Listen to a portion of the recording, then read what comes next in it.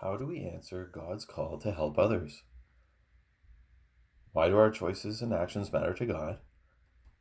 Why does our action or inaction matter to others? Other than lack of money, how can a person be poor? We, as the church, are the people of God. Why do we want to lend a helping hand? Why do we speak up when we see someone being treated unfairly? What inspires us to do good? Simply put, we are made that way. God designed us for charity. Jesus showed us how to serve others with charity, and the Holy Spirit supports us to answer this call to live in charity every day of our lives. Doing good is in our nature. It is part of our purpose, and it is how we live our faith. When we live in charity, we care about the common good and work for justice. We are acting in solidarity with others, honoring God, and growing in character and in faith. Sometimes people do not respond to the needs of others because they do not feel responsible. They tell themselves, I didn't cause the problem. The problem doesn't affect me. But it does.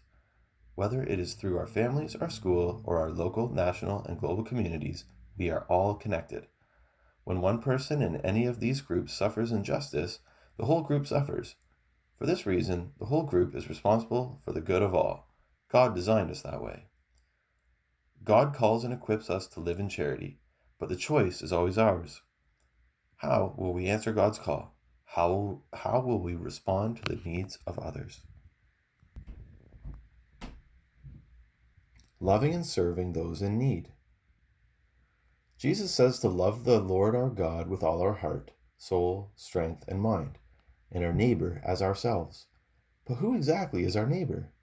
Jesus answers this question with the parable of the Good Samaritan, and that's in Luke chapter 10, verses 25 to 37.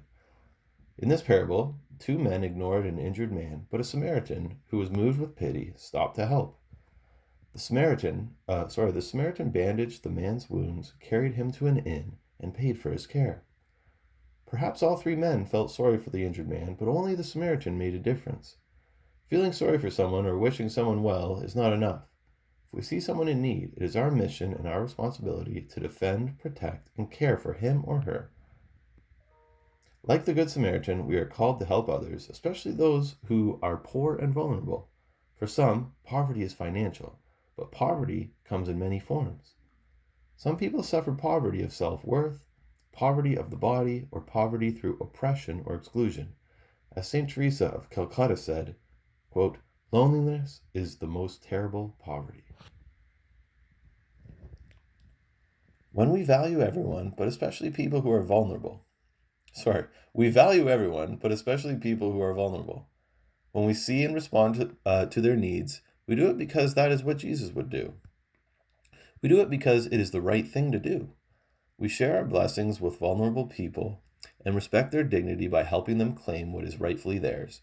In this way, we live out the virtue of solidarity.